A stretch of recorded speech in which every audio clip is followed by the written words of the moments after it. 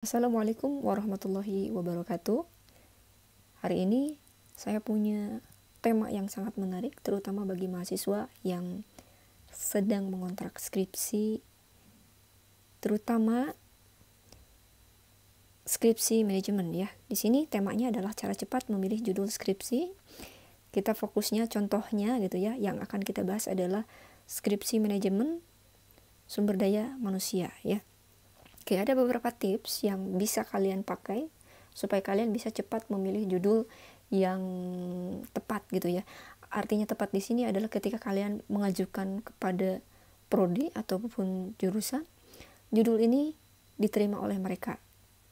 Atau misalnya judul ini diterima dengan baik oleh dosen pembimbing kita. Oke. Tipsnya yang pertama adalah kita harus tahu dulu nih variabel X-nya apa dan variabel Y-nya apa. Kalau di SDM kita ambil contoh, untuk setiap variabel Y itu biasanya sama dan standar ya, yaitu kinerja. Ketika kita sudah tahu variabel Y-nya, maka kita tinggal memilih, menentukan variabel X-nya. Dan memang kebanyakan permasalahan itu permasalahan dalam hal ini adalah kenapa judul kalian ditolak itu biasanya karena variabel X-nya itu terlalu basi, dalam artian terlalu banyak yang mengambil atau sudah terlalu standar ya. Oleh karena itu silakan untuk menghindari judul kita ditolak ya, pilihlah variabel X yang tidak terlalu pasaran ya. Oke. Tips yang kedua adalah kenali objek penelitian. Nah, tempat kita nanti akan melakukan penelitian itu jenis organisasinya organisasi apa? Apakah swasta atau pemerintah? Apakah misalnya organisasi tersebut adalah perusahaan dagang, perusahaan jasa, ataupun perusahaan manufaktur? Sehingga nanti ketika kalian mencari ide penentuan judul itu, kalian juga harus fokus kepada objek penelitian yang kalian baca nantinya ya. Contoh misalnya kalian objek penelitiannya adalah perusahaan dagang ya. Nah, nanti kalian baca-bacanya tentu saja jurnal-jurnal yang memang objek penelitiannya adalah perusahaan dagang. Jangan misalnya kalian organisasi yang kalian teliti adalah perusahaan dagang, tetapi kalian baca-bacanya adalah jurnal-jurnal di perusahaan manufaktur atau perusahaan jasa misalnya ya. Nah, kenali objek penelitian. Dan kalian juga harus memilih objek penelitian atau tempat yang memang memudahkan kalian nanti ketika mendapatkan data. Oleh karena itu, usahakan objek penelitian ini adalah objek penelitian yang di dalamnya kita punya channel yang mudah dihubungi. Contoh misalnya, karena kita milih objek penelitian tersebut adalah karena kita punya orang tua yang kerja di situ, atau saudara kita yang kerja di situ, atau misalnya teman kita yang bekerja di situ. Sehingga nanti ketika kalian membutuhkan data ya, membutuhkan data untuk skripsi kalian tidak akan merasa kagok atau tidak akan merasa terlalu kesulitan. Dan jangan lupa ya, khususnya kalau kalian misalnya memilih objek penelitian di mana di organisasi tersebut kalian betul-betul orang baru dan tidak punya channel di situ ya, gunakan adab yang baik, gunakan bahasa yang santun, dan juga kalau misalnya kalian tidak berkeberatan gitu ya, silakan kalian sambil membawa hadiah-hadiah kecil bagi orang yang memang kalian butuhkan informasinya. Contoh misalnya kita butuh data ya, dan data itu dihandle oleh supervisor. Nah, kita harus punya hubungan baik dengan supervisor tersebut ya. Salah satunya tadi ya, gunakan tata krama bahasa yang santun, dan juga kalau bisa kasih hadiah yang ya jangan terlalu mahal ya, sesuaikan saja dengan budget kalian. Pun kalau misalnya kalau kalian udah punya kemampuan untuk komunikasi yang baik dan kalian anggap bahwa pemberian hadiah itu sesuatu yang tidak penting, silakan saja ya. Akan tetapi berdasarkan pengalaman, memang dengan memberikan hadiah itu biasanya memperlancar ya, mempererat tali silaturahmi kalian berdua, dan juga ya intinya bisa mempermudah pengambilan data dari orang tersebut ya. Oke, selanjutnya. Setelah kalian melalui 2 tips di atas ya, kemudian kalian harus rangkum variabel yang mempengaruhi Y. Bagaimana sih caranya gitu ya, supaya kita tahu variabel-variabel yang gak basi yang memang mempengaruhi variabel Y. Sebetulnya kita sudah dipermudah ya. Di sini kita lihat ya dan kita baca, kita bisa ngambil infonya di Google Scholar atau Google Cendekia. Oke. Kita lihat ya, di sini kita masuk ke Google Cendekia. Nah, karena kita fokusnya tadi jadi SDM, maka tentu saja yang jadi variabel Y-nya itu biasanya adalah terhadap kinerja perusahaan, kata kuncinya ya. Jangan juga salah misalnya terhadap, tadi saya bilang apa ya, pokoknya untuk SDM itu terhadap kinerja karyawan ya, jangan misalnya kata kuncinya nanti terhadap kinerja perusahaan, karena nanti yang munculnya datanya berbeda ya. Kalau untuk kinerja perusahaan itu biasanya tentang keuangan, tetapi kalau kinerja karyawan itu biasanya tentang ya SDM ya. Jangan salah untuk mengetikkan kata kunci. Oke, contohnya di sini adalah kata kuncinya terhadap kinerja karyawan, maka nanti yang muncul adalah seperti ini ya. Kita lihat nih, di sini ada di sebelah kirinya ada tahun ya, since 2000 di sini ya, since 2022. Nah, kita ambil aja yang sebelah kiri pojok ya, sebelah kiri pojok atas nih ada yang since 2021, ada yang 2018. Nah, kita cari yang 2022 saja ya. Nah, di sini kita harus rangkum nih variabel X yang mempengaruhi Y. Di sini untuk yang pertama nih, yang ini, pengaruh motivasi kerja dan hubungan kerja. Berarti kita sudah punya 2 variabel ya. Oke, kita ketik saja ya di sini. Contohnya, sebentar. Kita langsung saja ya di sini.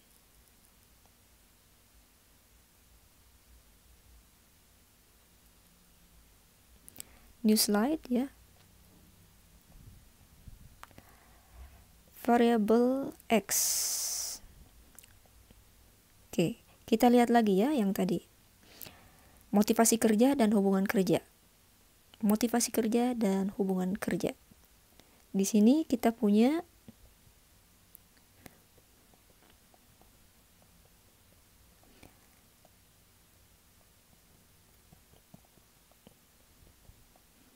Oke. Kita cari lagi ya.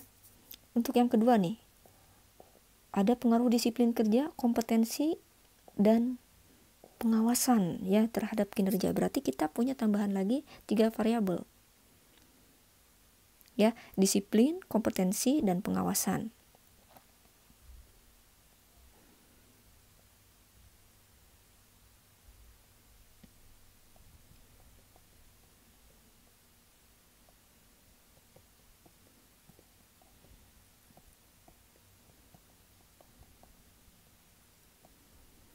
Oke, kita lihat lagi sebanyak-banyaknya kalau bisa ya.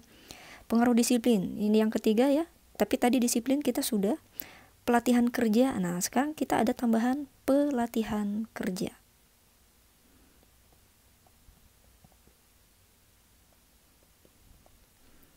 Kita tambah lagi ya. Kemudian pengaruh promosi jabatan, tuh ada lagi ya promosi jabatan untuk variabel X. Kemudian motivasi dan lingkungan kerja kita tambahin ya.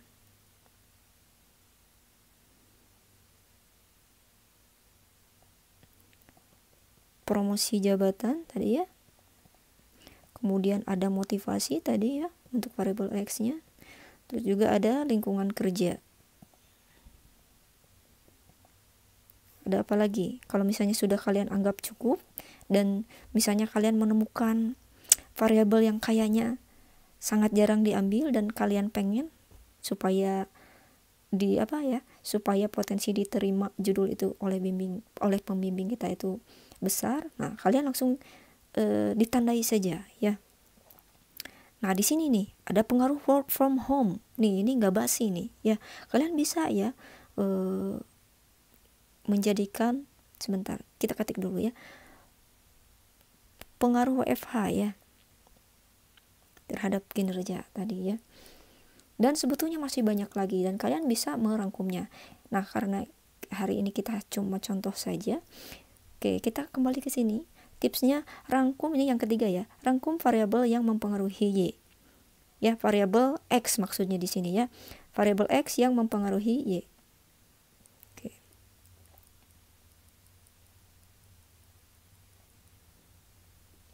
Tadi kita sudah merangkumnya ya, ada beberapa variabel X. Nah, ini sebetulnya fungsinya untuk apa? Sebetulnya fungsinya adalah untuk mengarahkan tema diskusi kita dengan supervisor, di mana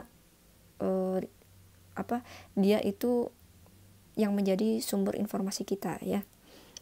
Nah, nanti diskusikan kepada supervisor di sana. Nah, lebih enaknya sih kalian tanyakan saja langsung kepada supervisornya sebetulnya kendala di bidang SDM di perusahaan ini, misalnya tanyakan kendala yang paling urgent harus segera diselesaikan itu apa. Nah, nanti biasanya beliau bercerita ya, misalnya bercerita tentang disiplinnya nih kurang, motivasinya kurang, dan lain sebagainya ya. Nah, kalau misalnya ternyata si supervisor tersebut tidak bisa menceritakan dengan fokus ya langsung ke variabel X yang akan kita tuntun, nah lebih baik kita langsung tuntun saja dari sini. Kita tanyakan saja, Pak misalnya atau Bu, kira-kira dari variabel ini nih ya Bu ya, mana sih variabel yang paling sangat urgent nih, harus segera ditanggulangi di organisasi ini. Nah, nanti kalian tawarkan ya, apakah motivasi kerja dan hubungan kerja atau disiplin dan sebagainya. Nah, biasanya kalau S1 itu kalian memilih 2 variabel ya. Nah, pilih pilih 2 variabel. Tentu saja yang harus memilihnya itu dari ini ya, dari supervisornya ya. Karena biasanya beliau yang punya datanya ya, sehingga beliau yang bisa menyimpulkan. Nah, dengan demikian, kalau misalnya beliau sudah menceritakan nih motivasi kerja yang paling bermasalah di sana sama ini misalnya sama kompetensi ya. Nah, sehingga nanti kalian itu bisa dijadikan judul ya untuk skripsi kalian. Kalau misalnya kalian menganggap basi ya, misalnya ternyata 2 variabel yang dipilihkan oleh supervisor itu sudah basi, kalian ajukan saja satu variabel yang memang kalian anggap itu lebih menarik. Misalnya di sini WFH ya, itu bisa ditawarkan. Dan kalau ternyata memang sesuai dengan fenomena yang di sana meskipun bukan yang dominan ya tidak apa-apa, diambil saja ya. Ataupun misalnya kalian kalau tidak mau yang terlalu basi, kalian juga bisa menarik misalnya di sini ya untuk motivasi kerja. Ya, motivasi kerja itu kan terdapat beberapa teori ya dari para ahli ya, dari variabel X, variabel Y gitu ya. Itu biasanya muncul yang namanya dimensi dan instrumen. Nah, supaya tidak basi, kalian bisa saja memilih judul yang asalnya biasanya gitu ya, judulnya tersebut mengambil langsung variabelnya gitu ya. Kalian bisa memilih supaya unik, kalian pilih saja dimensinya, kalian jadikan variabel. Maksudnya seperti apa? Contohnya seperti ini ya. Kita lihat. Contoh misalnya kita lihat aja lah di sini ya.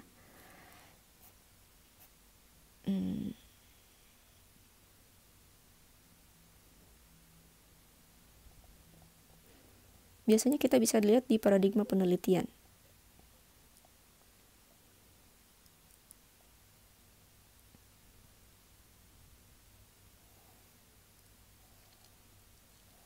Sebentar.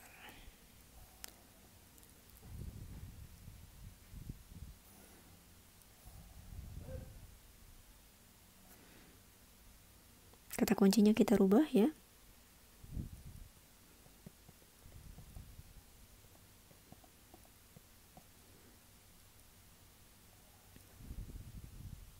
Nah, contohnya seperti ini. Kita lihat yang ini ya.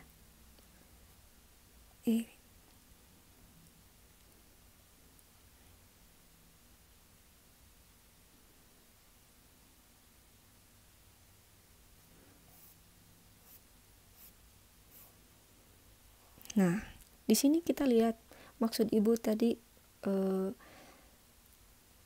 mengenai mengambil dimensi dijadikan variabel itu seperti apa? Contohnya adalah seperti ini ya. Di sini variabel X-nya adalah motivasi kerja dan keamanan organisasi. sedangkan variabel Y-nya adalah kinerja karyawan.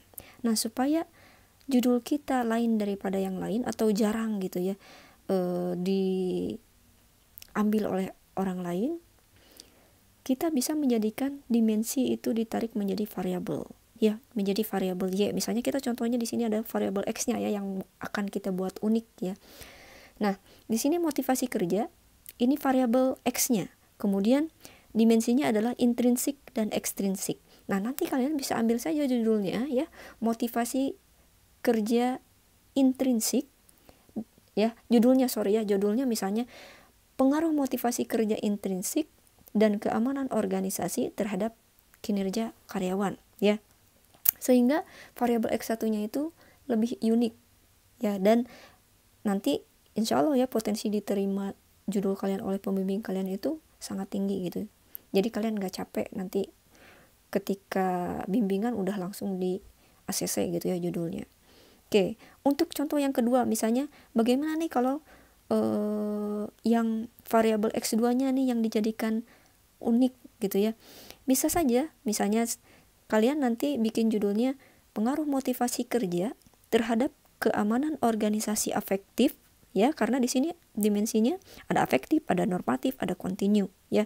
Mana yang dimensi mana gitu ya yang paling dominan bermasalah di sana, kalian pilih yang itu. Kalau ternyata ketika kalian udah baca-baca tentang keamanan organisasi sampai kalian paham apa itu dimensi afektifnya, normatifnya, dan kontinunya, dan setelah kalian bahas dengan supervisornya, ternyata supervisornya itu menggambarkan fenomena permasalahan keamanan organisasi yang normatif, ya tentu saja kalian tinggal pilih nanti judulnya motivasi kerja ya, pengaruh motivasi kerja dan keamanan organisasi normatif terhadap kinerja karyawan.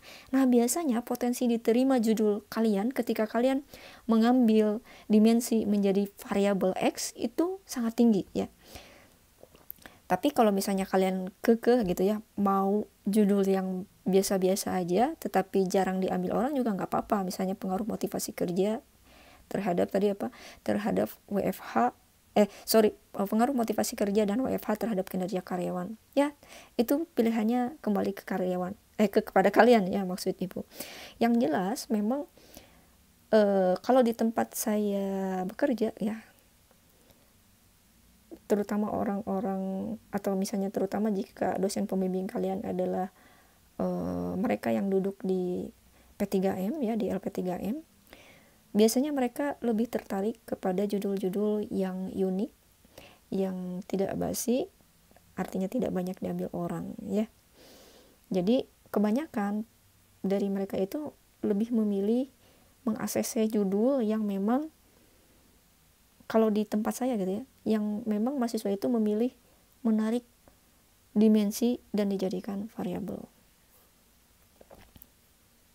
Oke, kita lihat lagi di sini ya.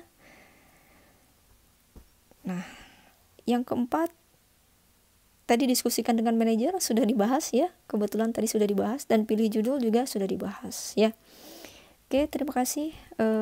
Saya rasa cukup sekian. Kalau misalnya ada pertanyaan dan lain sebagainya, bolehlah di kolom komentar, tetapi tidak menjamin saya langsung membalas pertanyaan kalian ya, karena memang saya juga sangat bisa dikatakan agak jarang gitu ya lihat YouTube ini. Terima kasih, semoga bermanfaat. Wassalamualaikum warahmatullahi wabarakatuh.